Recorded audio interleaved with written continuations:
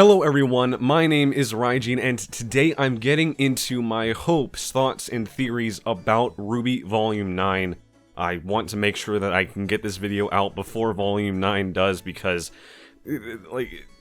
I was very, very surprised to see it happening so soon. To be completely honest, I thought the release date was going to be April 1st, but instead that's like episode 8, and there's 7 whole episodes before that, so... this is just going to be everything that I'm looking forward to about RWBY Volume 9. There's quite a bit to get to, quite a lot of different things, so I've organized this video by topic. You can look at the chapter markers on the playhead to get an idea of what I'm going to be talking about, and you can jump around to ones that you're interested in if you do so, please. So I'm going to start off with Ruby Rose. This is RWBY's volume more than any other volume could possibly be.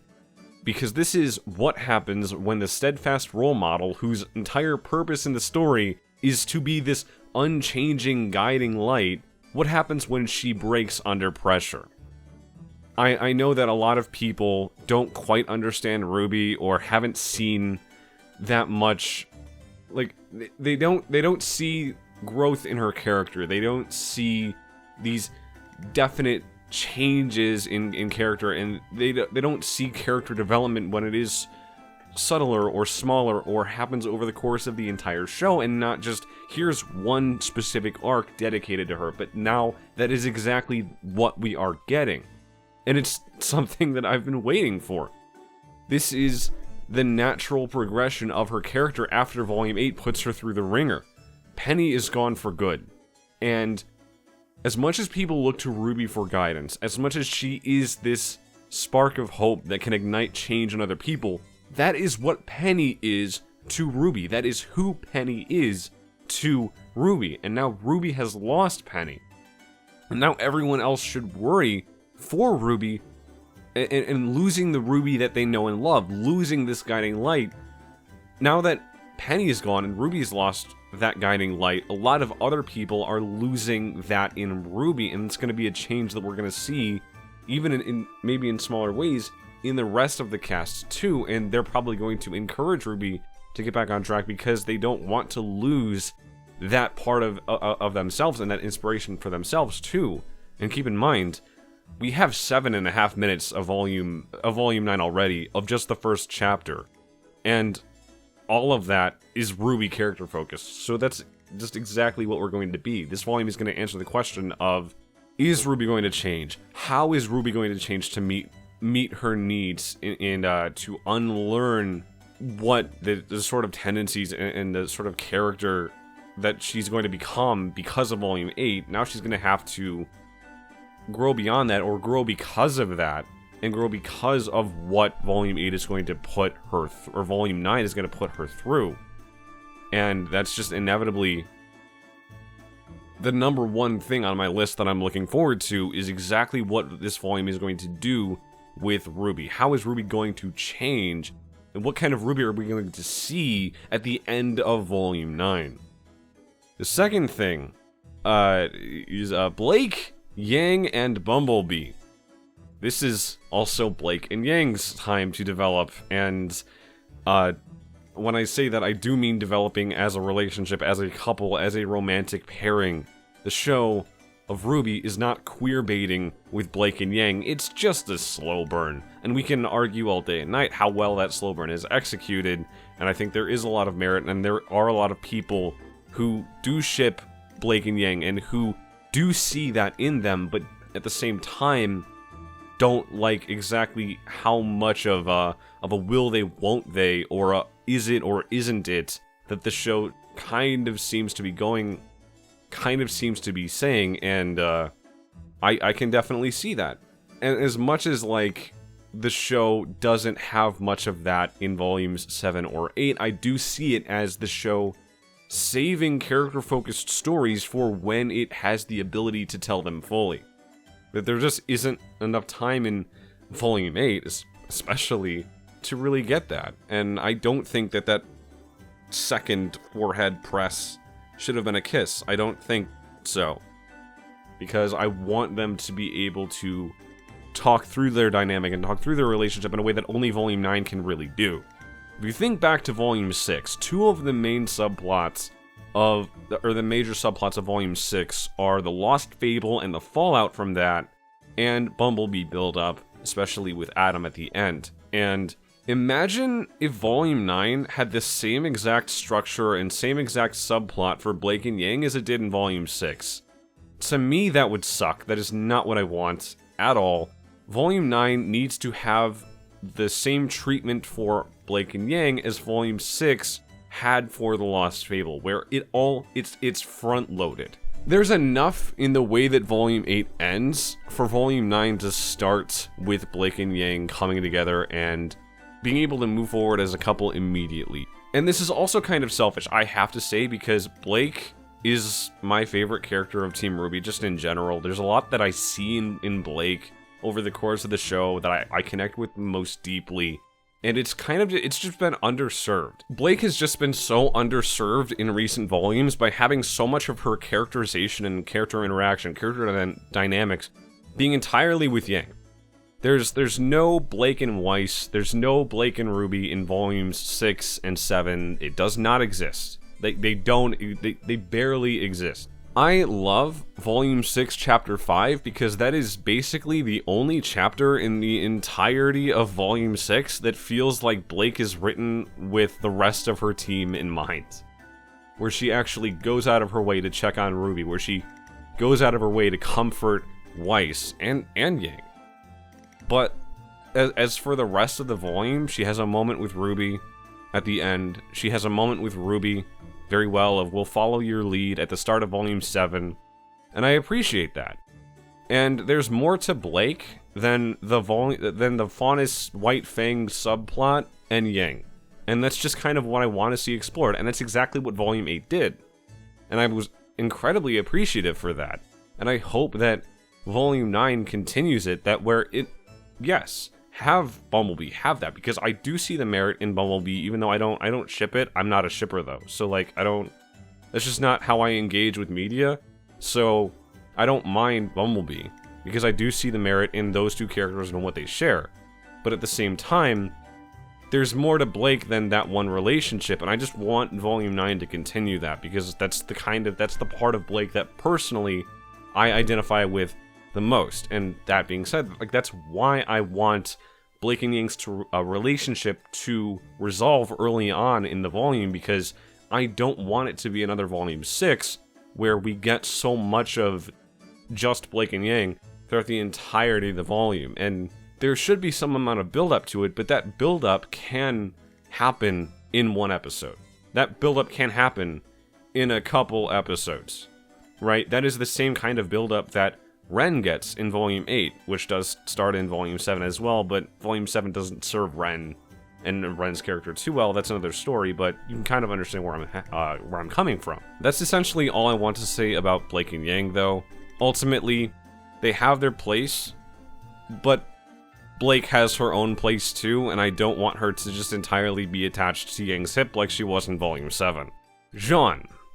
I don't know much about what I want from Jaune in Volume 9. He wouldn't be in Volume 9 if there were no reason to have him there.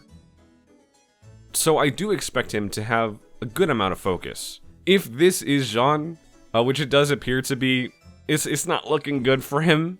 But I just ultimately, I don't want to give too many predictions as much as I just want to see where this goes. Neo. Neo is on thin ice for me in general. I have a love-hate relationship with her character. Her Atlas arc is largely just unsatisfying for me. I don't mind that she was brought back in Volume 6 and we've had so much time with her where it doesn't seem like she's... Like, I don't mind the time that we've gotten with her. I just kind of was largely unsatisfied with Cinder getting the upper hand and taking advantage of an opportunity that Neo got herself into, because that does speak well for Cinder, but there's just so much more to Neo that I felt like could or should have happened in Volume 8.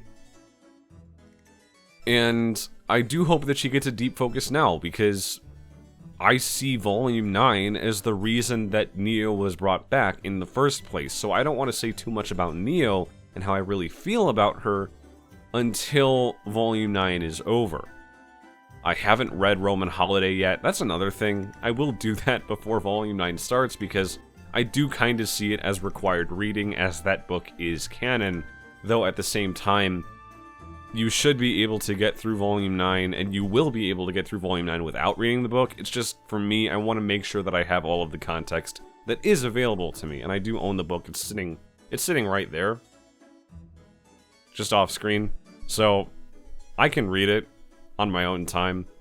RWBY and Neo have a lot to work through, and I want them to get plenty of screen time together, whatever that looks like. I know that this screenshot of the two RWBYs might be one RWBY and one Neo, and not exactly two RWBYs, just that one is a metaphysical manifestation of the island. It could be one Neo as well, even though I do kind of rather it be a manifestation of the Ever After. I do want that to be what this is, because I do want RWBY to have a sort of amount of alone time that the island puts her through, where she can develop on her own and be reflective and that sort of thing. But I do at the same time want Neo and RWBY to have a lot of screen time together because they kind of need it. Next, Volume 9, I want to be, and I do see it as, a darker and more magical story.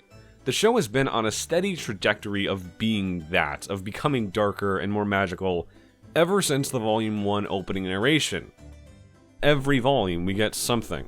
With Volume 2, oh, a lot of people died on that train. Volume 3, the Maidens, the destruction and death in Vale, and Pyrrha and Penny's casualties, both more magical with the Maidens and darker with those things. Volume 4, the Relics, right? Volume 4, the destroyed and terrorized villages. Volume 5, many of Minstrel's huntsmen and huntresses die off screen. Volume 6, The Lost Fable, further development of the relics, further development of Salem and Ozma and RWBY's eyes. But as well as, on the darker side, Adam's scar, right? Volume 7, things are looking better only for it to fall apart with Salem's arrival. And with Volume 8, we get plenty of Salem, we get the Hound, right? That's... body horror is the darkest thing to me, the most unsettling thing that horror offers to me is body horror, and that is what the Hound is. Monstra, right?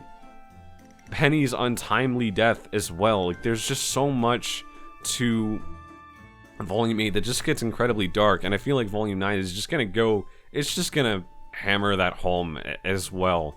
I want Volume 9, I want the Ever After Wonderland to be a character of its own. We have the Cheshire Cat in the trailer saying, "You do not go to the tree goes to you." The tree is a central component of what the Ever After is, and it won't be accessible unless it wants to be. And if that is true, that is another Alice in Wonderland parallel, which is, I think, what the writing is going for. So I do want the tree and the Wonderland to be its own character and sort of that is one instance of, like, the plot driving the show that I feel like it would generally be seen as worthwhile, because it does kind of become a character. Also, something bad is going to happen to that mouse. I think we all need to prepare for that. Little is the purest thing that we have at the moment in Volume 9, and these types of characters don't last long. That's all I'm saying. We just gotta be prepared for that. Depending on how Jaune's arc goes too, it's kinda either gonna be Little or Jaune, one or the other, and you could just say "I told you so" when it happens. This next thing is another point that I really want to hammer home about Volume 9, is that we are going to get the deep secrets of the Wonderland, of Ever After. Volume 9 can and will move the overall plot of the show forward in ways that only it can. After the volume is over, the characters will be able to move the plot forward in a way that they could not before. Yes, all of this, all of everything happening in Volume 9 will all matter. No, this is not just filler because the characters in conflict are removed from Salem and they can't immediately affect the narrative directly in the moment. It is going to matter. It's just not a piece of the puzzle right now. We see the same thing in Volume 6. Salem doesn't necessarily matter in Volume 6 in the immediate present moment as the grim Salem plotting in her castle. She's making moves that will affect down the line, but she herself is not immediately a threat. None of her characters, none of her Team Witch are immediately a threat, but we do still see the Lost Fable definitely mattering. And we can't go through Volume 9 without getting something similar. We just cannot. On a somewhat unrelated note, I do think that we will see more of Summer and Team Stark getting a lot of focus to some extent. We'll have to wait and see, but I do feel like Volume 9, as much as it's going to be the time for Bumbleby, it's equally just as much the time for Summer. I do feel like that's when we're going to get it. Volume 9 is that time for the character-focused stories before the Vacuo arc takes that focus elsewhere, and that's exactly the type of volume that I love. If you look at the posters behind me, that's Volume 4, that's Volume 6, I don't like these posters just because they're cool posters, and Rooster Teeth needs to make more of these posters because they haven't in recent years. I like them because those are the volumes that I'm also attached to. This video is already very similar to one that I made before Volume 7, which was my 7 hopes for Volume 7 video. And in that video, here's something that I said. But I want the volume to end differently. Throughout the volume, we're given the sense of what the next volume will be, and then the show reveals something that immediately changes the next volume's entire goal. Would you look at that? That, sounds a lot like Volume 9, doesn't it? I kinda manifested it. This volume feels like it was made for me, specifically with me in mind. And for all of those reasons, I am more excited for Volume 9 than I was for any other volume coming before this. I'm more anticipating this one than anything else. Just to get it out of the way, I want to talk about the Wonderland's many characters, in that I don't have that much to say about really any of them. I'm not the kind of person who speculates how a show will play out based on its trailer, as in like what the exact context is behind every scene, every shot that we get. I don't try to dissect that, and what every character is going to do, what their motivation is in that scene, like what every character might allude to as well, especially in RWBY. It's clear that there are a ton of references to Alice in Wonderland, in all of the characters especially, but I don't think about those things too much. I just don't, to be completely honest. The only thing that I will say is that I don't trust the Cheshire Cat. I don't. I can't trust any character that Robbie Daymond voices. I've had too many experiences with him and his characters, which if you know, you know. Though Robbie does give the cat a ton of swagger, it's already stealing the scenes for me. So I am looking forward to that. One last topic of conversation. Raven Branwen. Won't you please come and join me in the Raven Watch clown car? Raven Watch 2023 is here, and I don't want her to be the key to getting the kids out of the Ever After. I don't. I know that would feel cheap. I totally agree, and I totally understand. But if Raven was somehow involved in Volume 9, you won't hear me complaining. I like her too much. And that does it for this video. Thank you for sticking around. If you are as excited for Volume 9 as I am, please do consider supporting the channel through Patreon, where you can get early access to my Volume 9 reactions as soon as I'm done editing them, as opposed to the standard guidelines of them coming out a week after the episode. Also, my complete RWBY Arrowfell Let's Play series is also up for early access on my Patreon as well, though it will be coming out on YouTube over the course of the next couple weeks too. That all being said, like and subscribe. I'll see you next time. I'm Raijin Rising. Have a good one.